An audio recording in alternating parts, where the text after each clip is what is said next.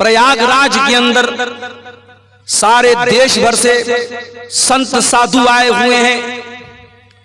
Media वाले खूब coverage दे रहे हैं। उसमें ऐसे भी साधु लोग आते हैं, ऐसे भी बाबा लोग आते हैं। कोई 10 साल से अपना हाथ ऐसे उठाए हुए है और उसी को बहुत बड़ी इबादत समझ रहा है। कोई नंगा हो करके, मादर जात बरहना है, नंगा है, बदन पर एक कपड़ा नहीं, शर्मगाह नजर आ रही है। औरत आती है, उस नंगे बाबा के आगे सजदा करती है, उसकी शर्मगाह को छू करके आशीर्वाद लेती है और मीडिया वाले उसको कवरेज दे रहे हैं। मेरे प्यारे साथियों, इस मंजर को देख करके इंसानियत भी शर्मा जाए, इंसान भी शर्मा जाए कि ये क्या हो रहा है। शर्मगाह की इबादत हो रही है और इंसान नंगा घूम रहा है और उसको दीन समझा जा रहा है, उसको सवाब समझा जा रहा है। ये सारे मनाजिर देखने के बाद क्या हमारे और आपके दिल में ये जज्बा पैदा नहीं होता कि ऐ अल्लाह, तेरा बहुत बड़ा करम और एहसान है कि तूने हमें मुसलमान बनाया है। हमारी औकात नहीं थी, हमारी हैसियत नहीं थी कि हम अपनी सूझबूझ से इस दीन को कबूल करते। बड़े बड़े दानिश्वर, बड़े बड़े पढ़े लिखे बुद्धिजीवी लोग इसी मुल्क में रहते हैं, इस्लाम कबूल नहीं कर रहे हैं, तौहीद कबूल नहीं कर रहे हैं। ऐ अल्लाह, हम इस बात की गारंटी कैसे ले सकते थे? ये तो तेरा करम है, तूने हमें मुसलमान बनाया है। कभी गौर करना मेरे प्यारे साथी, हमारे अंदर कोई सुरखाब का पर लगा हुआ है? अल्लाह ने कौन सी ऐसी खास बात हमारे अंदर देखी हमको मुसलमान बना दिया? ये बस उसका करम है, उसकी कृपा है, उसकी रहमत है, वरना हम किस लायक है मेरे प्यारे साथी। इसीलिए जन्नती जब जन्नत में जाएंगे तो क्या कहेंगे? वक़ालुल हम्दुलिल्लाहिल्लज़ी हदाना लिहाज़ा वमा कुन्ना लिनहतदिय लौला अन हदानल्लाह। आय अल्लाह, तेरा करम और तेरा शुक्र है, तूने हमको हिदायत की नेमत से नवाजा, इस्लाम की नेमत से नवाजा। आय अल्लाह, अगर तू हमको हिदायत न देता तो हमें ये हिदायत नहीं मिल सकती थी, हम इस हिदायत को नहीं पा सकते थे। आय अल्लाह, तेरा करम है कि तूने हमको हिदायत से नवाजा। ये अल्लाह का बहुत बड़ा एहसान है मेरे प्यारे साथी। इसीलिए पांचों टाइम की नमाज में हम बार बार अल्लाह ताला से क्या दुआ करते हैं? इहदिनस सिरातल मुस्तकीम। ऐ अल्लाह, तू सिराते मुस्तकीम पर हमको चलाना, अपने सीधे रास्ते पर चलाना, इस्लाम के ऊपर चलाना। सिरातल लज़ीना अनअमता अलैहिम। ऐ अल्लाह, उनके रास्ते पर चलाना जिनके ऊपर तेरा करम हुआ, तेरा इनाम हुआ। ऐ अल्लाह, नबियों के रास्ते पर चलाना। ऐ अल्लाह, सिद्दीकीन के रास्ते पर चलाना। ऐ अल्लाह, शुहदा के रास्ते पर चलाना। ऐ अल्लाह, सालिहीन के रास्ते पर चलाना। गैरिल मग़दूबि अलैहिम वलद्दाल्लीन। ऐ अल्लाह, उनके रास्ते पर तू न चलाना जिनके ऊपर तेरा गजब नाजिल हुआ, उनके रास्ते पर न चलाना जो भटक गए। ऐ अल्लाह, यहूद और नसारा के तरीके पर न चलाना।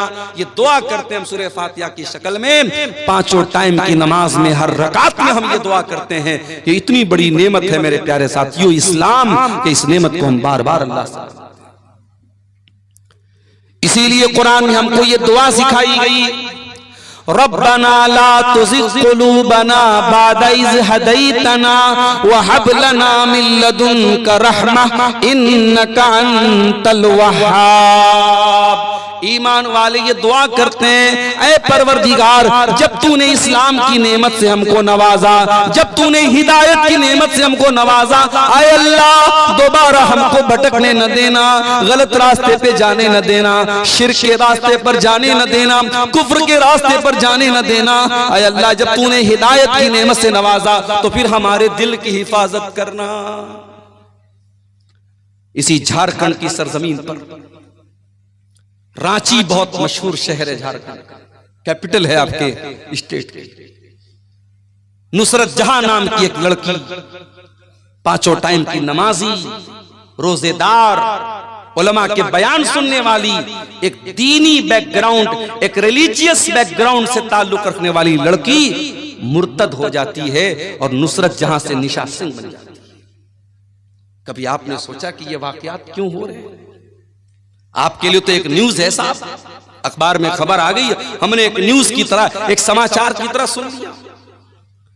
माफ करना मेरे प्यारे भाइयों, अगर आपकी कौम की कोई लड़की निशा सिंह बन रही है नुसरत जहां से, तो पूरी कौम के लिए सोचने का मकाम है। पूरी कौम के चेहरे के ऊपर बहुत बड़ा थप्पड़ है कि आप अपने दीन की अहमियत भी अपनी कौम की बच्चियों को न बता सके।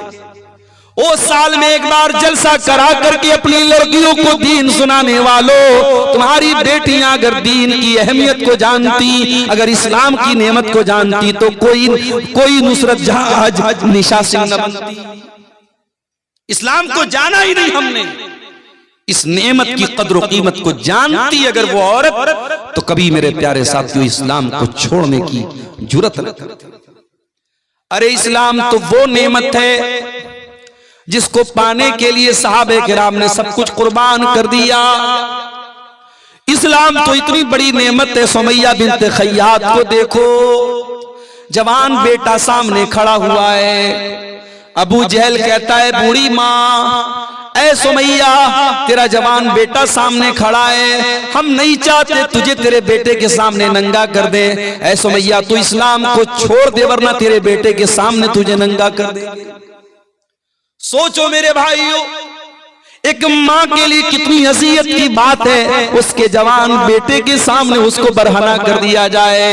ऐ सुमैया तू बूढ़ी हो चुकी है, तेरे बदन में कमजोरी आ चुकी है, मगर तेरा ईमान तो फौलाद के जैसा मजबूत है। सुमैया ने जवान बेटे के सामने नंगा हो जाना गवारा कर लिया, मगर तौहीद को छोड़ना गवारा न किया, इस्लाम को छोड़ना गवारा न किया। और चश्मे फलक ने वो मंजर भी देखा, एक बूढ़ी औरत के बदन से कपड़े उतार लिए गए, जवान बेटे के सामने उसको बरहना कर दिया गया। इतने पर अबू जहल ने बस न किया, फिर कहा कि ये सुमैया आखिरी मौका तुझे दे रहा हूं, इस्लाम को छोड़ दे वरना तुझे कत्ल कर दूंगा। बर्ची उठाया, सुमैया का इस्लाम को छोड़ने वाली थी। अबू जहल ने बर्ची उठाया और सुमैया की शर्मगाह के ऊपर दे मारा। ऐ सुमैया तू अल्लाह को प्यारी हो गई, तू शहीद हो गई, तेरे बदन का खून गिर गया, अल्लाह की राह में शहीद होने वाली तू पहली खातून बन गई। और तूने दुनिया की आने वाली औरतों को यह पैगाम दे दिया, ऐ दुनिया की औरतों, तुम्हें दुनिया नाजुक समझेगी, तुम्हें दुनिया कमजोर समझेगी, तुम दुनिया को बता देना अगर औरत के पास ईमान की दौलत और ईमान की ताकत हो, औरत से ज्यादा ताकतवर कोई नहीं होता है। ईमान की दौलत अगर औरत के पास है, औरत से ताकतवर कोई नहीं होता है। मेरे साथी सुमैया से पूछो ईमान किसको बोलते हैं?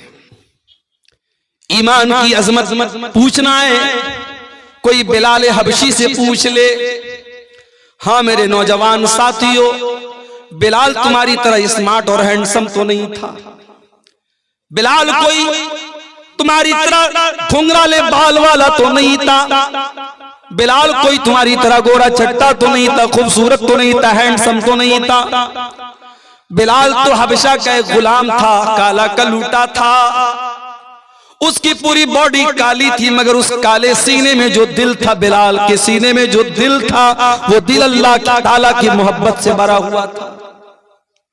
ओ दुनिया वालों, तुमने तो जब भी देखा है लोगों की सूरतों को देखा है, लोगों के चेहरों को देखा है, आओ तुम्हें बिलाल की सीरत भी दिखाते हैं। बिलाल काले हैं, बिलाल का बदन काला है, और बिलाल के काले बदन को उनका मालिक अरब के तपते हुए सहरा पर लिटा देता है। नीचे गरम गरम बालू है, नीचे गरम गरम रेत है, और बिलाल के सीने पर गरम पत्थर भी रख देता है। बिलाल के सीने की चर्बी भी पिघल रही है और बिलाल की पीठ भी पिघल रही है। और बिलाल का मालिक कहता है, उमैया बिन खल्फ कहता है, ऐ बिलाल तेरे सीने की चर्बी को पिघलाना हमें अच्छा नहीं लगता, तुझे टॉर्चर देना हमें अच्छा नहीं लगता। ऐ बिलाल हम तुझे टॉर्चर करना बंद कर देंगे, बस एक शर्त है, तू अल्लाह की तौहीद को छोड़ दे और हमारे 360 माबूदों का इकरार कर ले। हमारे साथ तू भी शिर्क का नारा लगा दे और ला इलाहा इल्लल्लाह की आवाज तू निकालना बंद कर दे। बिलाल हम तुझे तकलीफ देना छोड़ देंगे। बिलाल की जबान से आवाज नहीं निकल रही, बिलाल कुछ कहने की पोजीशन में नहीं है, मगर उस गर्म पत्थर के नीचे और उस तपते हुए सहरा में लेटे हुए बिलाल की जबान से एक लफ्ज सुनाई देता है।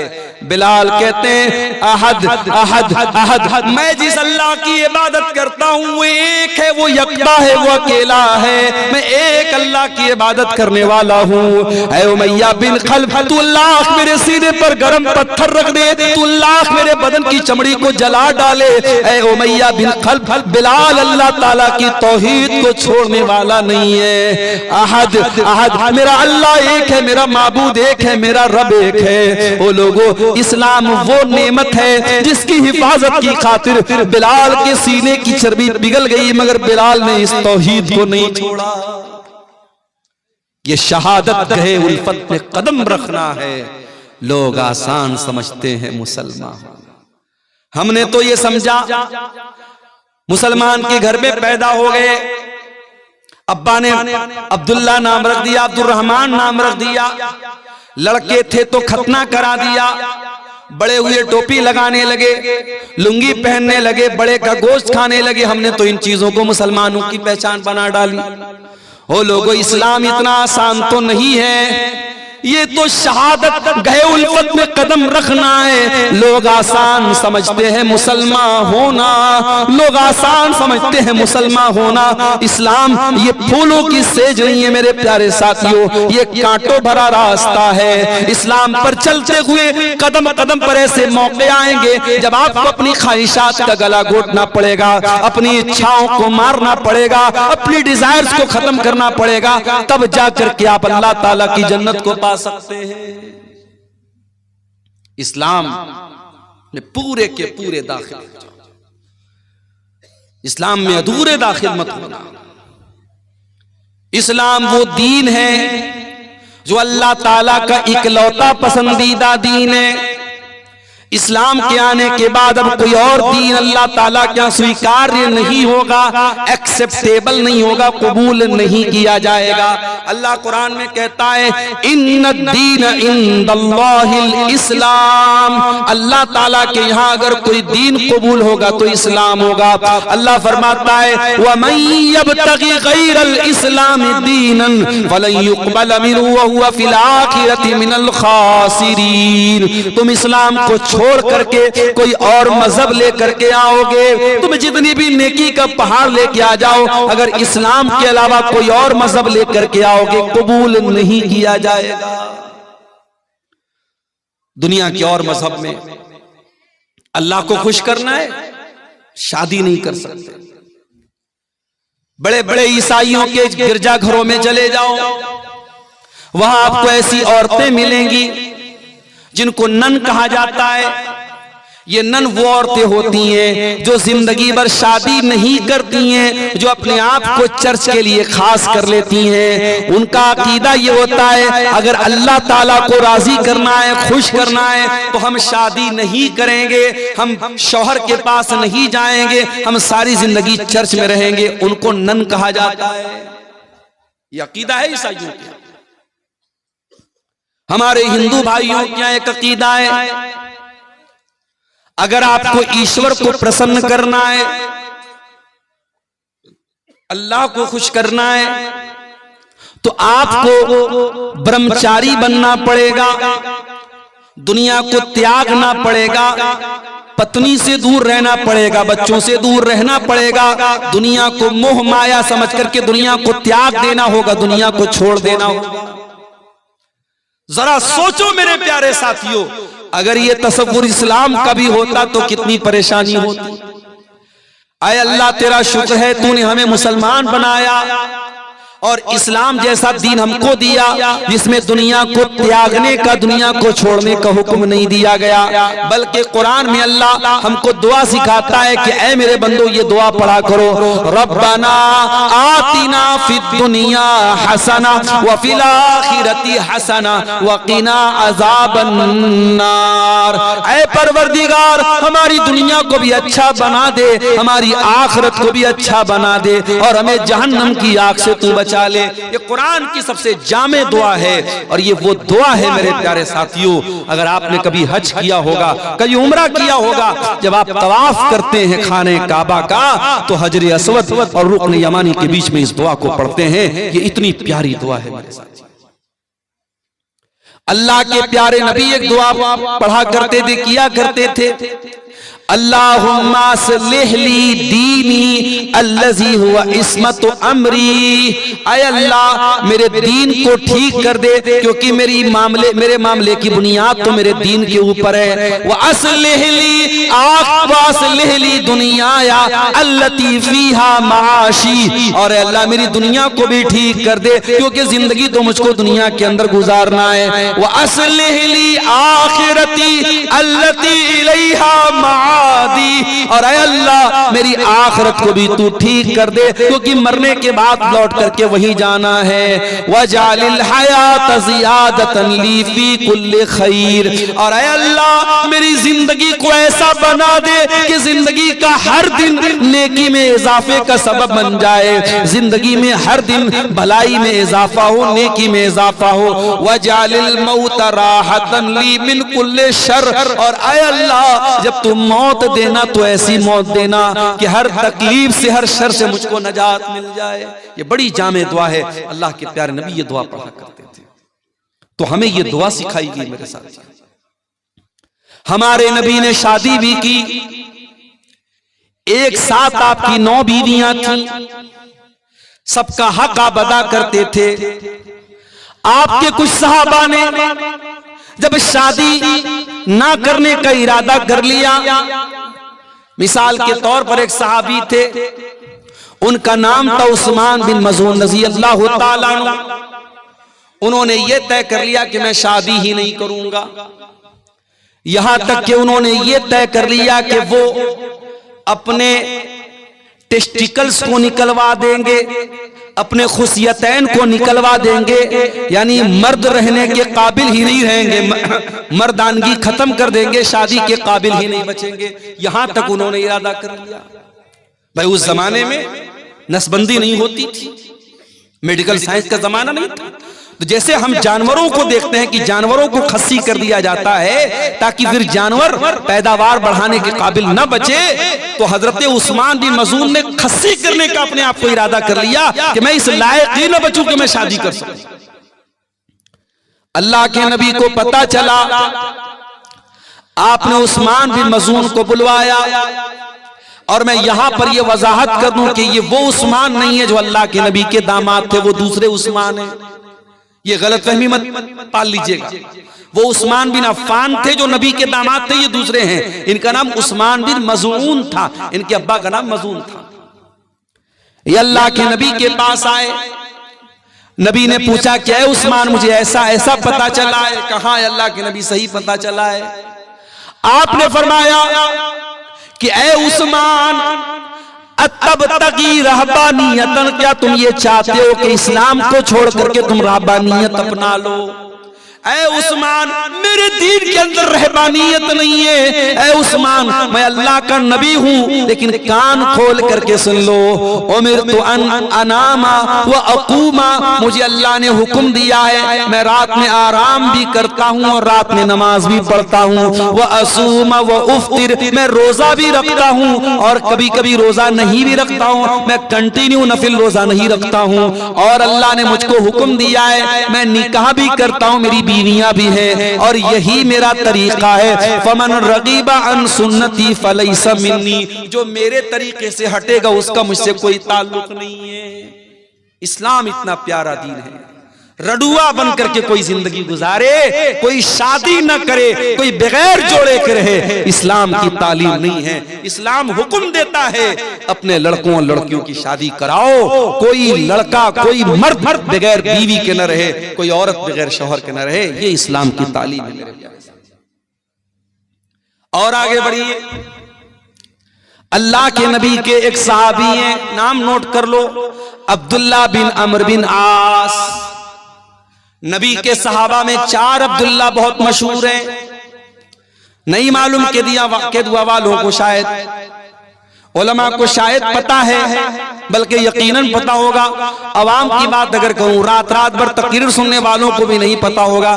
नबी के सहाबा में 4 अब्दुल्ला बहुत फेमस है, बहुत मशहूर हैं।